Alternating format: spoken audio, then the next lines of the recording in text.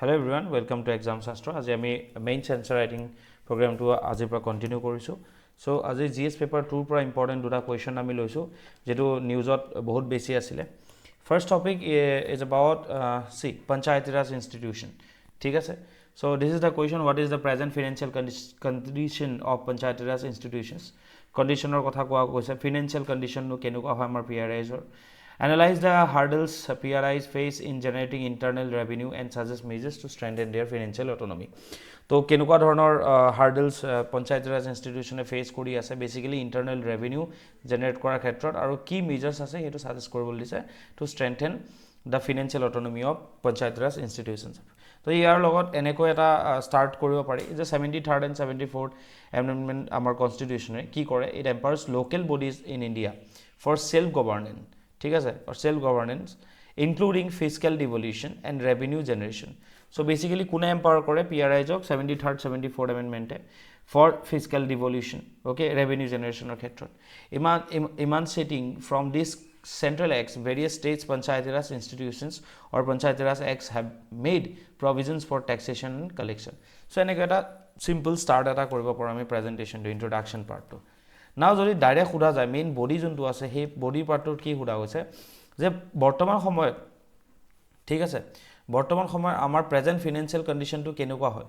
So reserve like present টাইমত ঠিক আছে কাৰেন্ট ষ্টেটাস যদি আমি ক'বলৈ যাওঁ পঞ্চায়ত ৰাজ ইনষ্টিটিউচনৰ ক্ষেত্ৰত প্ৰথম হৈ যায় ৰেভিনিউ. ঠিক আছে, ফাইনান্সিয়েল কথা তো ৰেভিনিউ. তো RBI as per RBI Reserve Bank of ইণ্ডিয়াই ফিস্কেল ইয়াৰ 2022-23 ক্ষেত্ৰত কি কৈছিলে যে পঞ্চায়ত ৰাজ ইনষ্টিটিউচন বা পঞ্চায়তবিলাক আমাৰ যিমান ইয়াত আছে so it recorded A total revenue of 35,000 crores. তো 22-23 বৰ্ষত মানে বিত্তীয় বৰ্ষত 35,000 কোটি টকাৰ মোটামুটি তোমালোকে এনেকৈ মনত ৰাখিবা 35,000 crores ৰেভিনিউ জেনেৰেট কৰিছে. ঠিক আছে, হাউএভাৰ 737 crore was generated through their own tax revenue. নিজৰ ক্ষেত্ৰত সেই যেটো ফিস্কেল ডিভলিউশনৰ কথা কোৱা গৈছে বা ৰেভিনিউ জেনাৰেশনৰ কথা কোৱা গৈছে নিজৰ ক্ষেত্ৰত ওন ট্যাক্স ৰেভিনিউ. ঠিক আছে, ওন ট্যাক্স ৰেভিনিউৰ ক্ষেত্ৰত ইয়াত কাৰণ টোটেল ৰেভিনিউত বহুত কিছুমান বস্তু থাকে যেটো আমি ডিসকাস কৰিম, কিন্তু ট্যাক্স ৰেভিনিউত কিমান পাইছে প্ৰায় 700 crores-তকৈ বেছি ট্যাক্স ৰেভিনিউ কালেক্ট কৰিছিলে. Non tax revenue amounted 1494 crores. So বেছি কি হয় নন ট্যাক্স ৰেভিনিউ বেছি হয় primarily কৰ পৰা আহে from the interest payments and Panchayati Raj programs. So Panchayati Raj related central government or কিছুমান programs আছে তাৰ পৰা পইচা পায়. ঠিক আছে, বা interest payment পৰা পইচা পায়. Panchayats received about 24,699 crores in grant from central government and 8,000 crores from state government. So 1:3 বুলি মনত ৰাখিবা. ঠিক আছে, টোটাল কিমান 24,000 crores. ওকে, এনেকৈ মনত ৰাখিবা.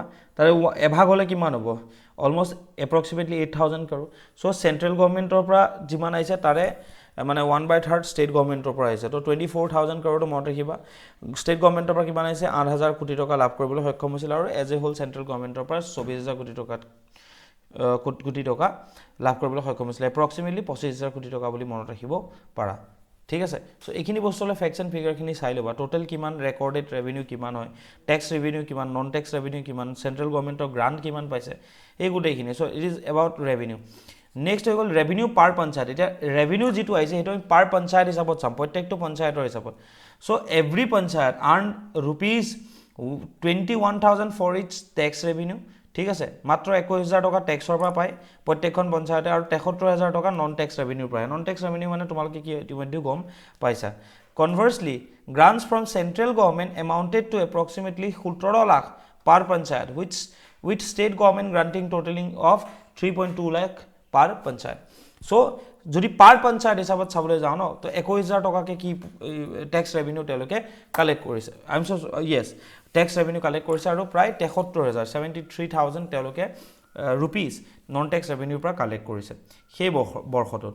আৰু যদি ভালকৈ চাবলৈ যাওঁ তেতিয়াহ'লে পাৰ পঞ্চায়ত কিমান আহিছে চেন্ট্ৰেল গভৰ্নমেন্টৰ পৰা গ্ৰান্ট 17 লাখ টকা আৰু ষ্টেট গভৰ্নমেন্টৰ পৰা প্ৰায় 3 লাখ টকা আহিছে. সো এইখিনি বস্তু অলপ মনত ৰাখিবা. Next is states revenue share and interstate disparities. ঠিক আছে, ষ্টেটৰ টোটাল ৰেভিনিউ শ্বেয়াৰ ষ্টেটবিলাকৰ কোনখনৰ কিমান ৰেভিনিউ পাইছে, কিমান বেছি তেওঁলোকলৈ কন্ট্ৰিবিউশন গৈছে সেইটো কোৱা গৈছে, আৰু ইণ্টাৰষ্টেট ডিছপেৰিটিজ কেনেকুৱা আছে. So panchayat share in respective states own revenue remain minimal.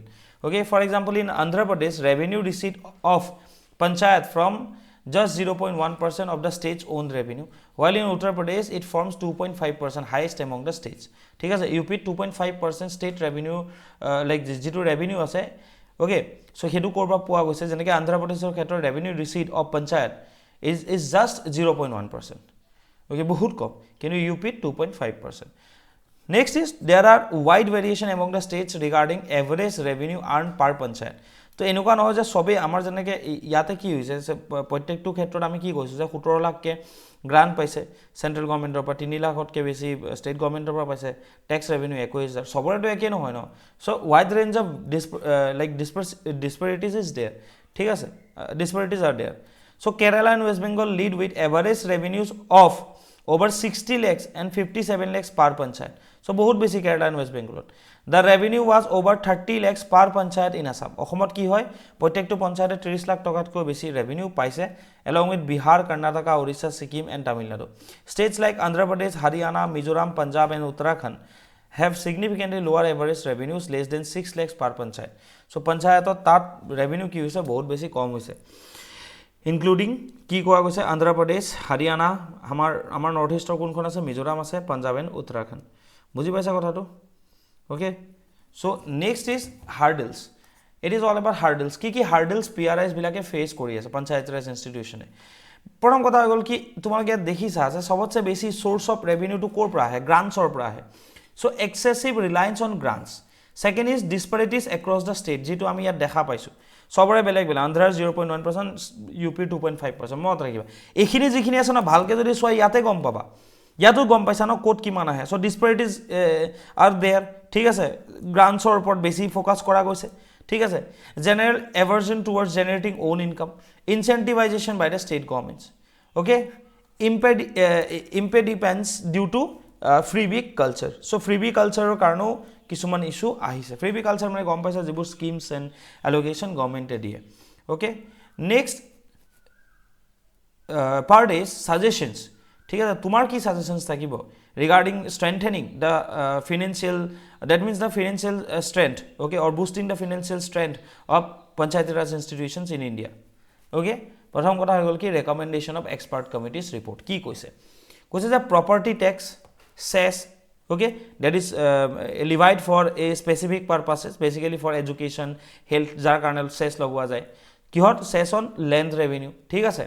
Searches on additional stamp duty, tolls, tax on profession, advertisement, user charges for water and sanitation and lighting are the major OSRs where panchayats can earn maximum income. So এইটোৰ expert কমিটিৰ recommendation হয় property টেক্সৰ পৰা আদি কৰি revenue, land revenue, ঠিক আছে, stamp duty, টোল টেক্সৰ ক্ষেত্ৰতো তেওঁলোকে কি কৰিব পাৰে, সেইখিনি বস্তু লিভাই কৰি মেক্সিমাম ইনকাম আৰ্ণ কৰিব পাৰে. Second, establishing conducive environment. Panchayats are expected to establish a conducive environment. This includes making decisions regarding the tax and non-tax basis, determining their rates, kiman tax hobo, kiman nohobo, establishing provisions for periodic revision, ঠিক আছে, periodic revisionৰ কাৰণে provision establish কৰা পৰা কৰি defining exemption areas, ক'ত tax নালাগিব, ক'ৰ পৰা exemptions থাকিব, and enacting effective tax management and enforcement laws for collection. So এইখিনি ক্ষেত্ৰত যদি এটা conducive environment পঞ্চায়তে establish কৰে, the revenue will be higher. Diversifying source for non-tax revenues. This covers income from rural businesses hub, innovation. That means কি কৈছে, non tax revenue যোনটো আছে ন, সেই নন টেক্স ৰেভিনিউটো ডাইভাৰ্চিফাই কৰাৰ কথা কোৱা গৈছে. কেনেকৈ কৰিব পৰা যাব? This covers income from rural business hub, গাঁও অঞ্চলত যিবোৰ বিজনেছ হাব আছে তাৰ পৰা হ'ব পাৰে, ইন'ভেটিভ কমাৰ্চিয়েল ভেঞ্চাৰ্ছৰ পৰা হ'ব পাৰে, ৰিনিউৱেবল এনাৰ্জি প্ৰজেক্টছৰ জৰিয়তে হ'ব পাৰে, carbon credits, corporate social responsibility funds and ডনেশ্যনছৰ পৰাও কি কৰিব পাৰে, তেওঁলোকে নন টেক্স ৰেভিনিউ, কোনোবা যদি ডনেটো কৰে, they can collect non tax revenues, and they have to diversify the sources of non tax revenues. প্ৰথম কথা হৈ গ'ল কি, এক্সপাৰ্ট কমিটিয়ে কি কৈছে, এইখিনি এৰিয়াৰ পৰা তেওঁলোকে মেক্সিমাম আৰ্ণ কৰিব পাৰে. কণ্ডিচিভ এনভাইৰনমেণ্ট লাগিব, কিহৰ কাৰণে লাগিব, যে টেক্স কেনেকুৱা ধৰণৰ হ'ব লাগিব, যে টেক্সৰ ৰেট কিমান হ'ব, এক্সামশ্যন এৰিয়াছ ক'ত কি কোনখিনি থাকিব, প্ৰভিজনছ কি হ'ব ফৰ পিৰিয়ডিক ৰিভিজন, গোটেইখিনি বস্তু তেওঁলোকে নিজে কৰিব পৰাকৈ এটা এনভাইৰনমেণ্ট ক্ৰিয়েট কৰিব লাগিব. Leveraging local resources, they can engage in planning, decision making and implementation of revenue generating initiatives. They have the authority to impose taxes, fees and levies, directing the funds towards local development projects. public services, social welfare programs, and recommendations of RBI, which is important from exam point of view. The RBI suggests promoting greater decentralization and empowering local leaders and officials. ঠিক আছে, local leaders or officials বেছি power দি মানে decentralisation বা ক্ষমতাৰ বিকেন্দ্ৰীকৰণৰ কথা RBI কৈছে. It advocates for measures to enhance financial autonomy and sustainability of Panchayati Raj. The report emphasized that PRIs can enhance resource utilization by adopting transparent budgeting, fiscal disciplines, etc. তো এইখিনি এবাৰ পঢ়ি ল'বা, মই PDF টো upload কৰি দিম, ঠিক আছে. The next topic is about analyze the factors behind the Supreme Court's decision to strike down electoral bond scheme, যেটো আটাইতকৈ বেছি চৰ্চাত আছে. Propose recommendations for improving transparency in political fundings in India.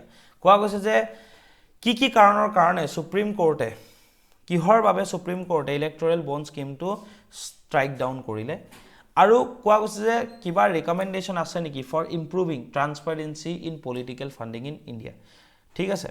Now electoral bonds কি হয়, they are monetary instrument হয় like promissory notes, okay, which can be brought by the companies or individuals in India from the State Bank of India and donated to a political party which can then encase these bonds. মানে এনেকুৱা হয় যে আপুনি যদি কাবাক donate কৰিব বিচাৰিছে, আপুনি কি কৰিব, it is like a promissory note, আপুনি গৈ পেলাই ষ্টেট বেংকৰ পৰা আপুনি কি কৰিব, কিনিব পাৰিব, আৰু তাৰ জৰিয়তে যিটো পইচা যাব সেই পইচাটো পলিটিকেল পাৰ্টিটোলৈ গুচি যাব. নাও কি ফেক্টৰ্ছ কেইটা কি আছিল যে কোৰ্টে যে এই ডিচিশ্যনটো ল'লে, প্ৰথম কথা violation of the right to information. ঠিক আছে, violation of right to information. The court held that the scheme by permitting anonymous political donation. মানে ইয়াত এনেকুৱা আছিল যে anonymously কোনো গম নোপোৱাকৈ তুমি কোন হয়, আপোনাৰ আইডেন্টিটি কি হয় গম নোপোৱাকৈ ডোনেট কৰিব পাৰি. So it is a kind of violation of the right to information, right? Okay. Now infringed upon the fundamental rights to information under Article 91A of the Constitution. ঠিক আছে. So সেইখিনিৰ ক্ষেত্ৰত okay, like right to information or ক্ষেত্ৰত ই এটা কি হয়, ভায়োলেশ্যন হয়. Next is possibility of quid pro quo arrangement. Quid pro quo arrangement মানে হৈ গ'ল কি, মানে যেটো কোৱা হয় ন লেনদেনৰ ৰাজনীতি, মানে কিবা এটা তুমি দিছা, তুমি কিয় দিছা, তাৰ পৰা তুমি সেই মানুহজন বা পলিটিকেল পাৰ্টিটো জিকিলে তোমাৰ কিবা মুনাফা হ'ব, তো দিয়া থোৱাৰ যেটো ৰাজনীতি. So there is a legitimate possibility that financial contribution to a political party would lead to quid pro quo arrangement. ঠিক আছে. Third is not proportionally justified to curb black money. এইটো কেছটো হৈ গ'ল কি, ব্লেক মানিৰ ক্ষেত্ৰততো আৰু বেছি চান্সেছ থাকে, ব্লেক মানি অহাৰ ক্ষেত্ৰত, চাৰ্কুলেশ্যনৰ ক্ষেত্ৰত. So' it is not proportionally justified to curb black money. Fourth is unlimited corporate donations violates free and fair election. যদি বহুত বেছি আনলিমিটেড কৰ্পৰেট ডনেশ্যন যায় যিকোনো এটা পাৰ্টিলৈকে, তেতিয়াহ'লে ফ্ৰী এণ্ড ফেয়াৰ ইলেকশ্যন কেনেকৈ হ'ব পাৰে. The court found that amendment made to section 182 of the Companies Act of 2013 permitting unlimited political contributions by companies to be manifestly arbitrary. তো কৈছে যে যেটো Companies Act of 2013 ৰ section 182 ত কি লিখা আছে, মানে তাত যেটো এমেন্ডমেন্ট কৰা গৈছিল, কি এমেন্ডমেন্ট কৰা গৈছিল যে যিকোনো ধৰণৰ কৰ্পোৰেচনে কি কৰিব পাৰে, আনলিমিটেড ডোনেশ্যন দিব পাৰে. যদি আনলিমিটেড দিব পাৰে তেতিয়াহ'লে কি হ'ব, যিখন দগা পালা, যিখন তোলাচনী, সেই তোলাচনীৰ এটা ছাইড কি হ'ব, ভাৰ বেছি হ'ব, এটা ছাইডৰ কম হ'ব, বিকজ মানি মেটাৰ্ছ. ঠিক আছে. Now some measures that required to improve transparency in political funding in India. কি আছে, প্ৰথম কথা হৈ গ'ল কি, লিগেল ৰিফৰ্মছ লাগিব, কম্প্ৰিহেনচিভ লিগেল ৰিফৰ্মছ লাগিব. This may include revisiting and strengthening existing laws or introduction new legislation to address loopholes. এনেকুৱা ধৰণৰ লুপহলৰ কাৰণে নতুন ল লাগিব, বা যদি প্ৰেজেণ্ট কিবা ল আছে সেইটো কি কৰিব লাগিব, ষ্ট্ৰেংথেন কৰিব লাগিব. Encourage cross party consensus on need for electoral funding reform. আৰু কি কৰিব লাগিব, লিগেল ৰিফৰ্মত ক্ৰছ পাৰ্টি, প্ৰত্যেকটো পাৰ্টিৰ কনচেনচাছ লৈ পেলাই মানে যাতে ইলেক্টৰেল ফাণ্ডিং ৰিফৰ্ম এটা আনিব পাৰে, সেই ক্ষেত্ৰত এনকাৰেজ কৰিব লাগিব প্ৰত্যেক পাৰ্টিকে. Next is independent electoral oversight. Strengthen the role of independent electoral oversight bodies such as Election Commission of India to monitor and enforce compliances. তো এই ক্ষেত্ৰত কি লাগিব, এটা ইণ্ডিপেণ্ডেণ্ট বডি লাগিব, ঠিক আছে, ফৰ অভাৰচাইটিং দ্য ইলেকশ্যন, ঠিক আছে, or the electoral procedures. Okay. Next is limits on expenditure. ইয়াত কি প্ৰব্লেম আছে যে আনলিমিটেড ফাণ্ডিং তো ইয়াত কি লগাব লাগিব লিমিটছ অন এক্সপেণ্ডিচাৰ লগাব লাগিব through the ROPA 1950 representation of people like 1951 sets a limit on the expenditure incurred by a candidate এজন ক্যান্ডিডেটে কিমান খৰচ কৰিব পাৰিব ম্যাক্সিমাম হেতু লিখিতো আছে representation of people act of 1951 but it does not set any such cap on the political parties কিন্তু কর্পোরেশনে কিমান corporation নহয় মানে পলিটিক্যাল পার্টি এটাই কিমান খৰচ কৰিব পাৰিব হেতু লিখিতো নাই কি কৈছে যে এজন ব্যক্তিয়ে কিমান খৰচ কৰিব পাৰিব হেতু লিখিতো আছে এজন ক্যান্ডিডেটে তো দুটা বস্তু আছে এটা হৈ গল কি ক্যাপ লগাব লাগিব limit on expenditure for every political party ঠিক আছে limit on expenditure limit on corporate donations ঠিক আছে দেন হৈ গল কি ইলেক্ট্ৰাল ইন্ডিপেন্ডেন্ট ওভাৰসাইটৰ কাৰণে এখন বডি লাগিব কম্প্ৰিহেনসিভ লিগ্যাল ৰিফৰ্মস লাগিব and transparency in political funding mandate political parties to disclose all the sources of funding including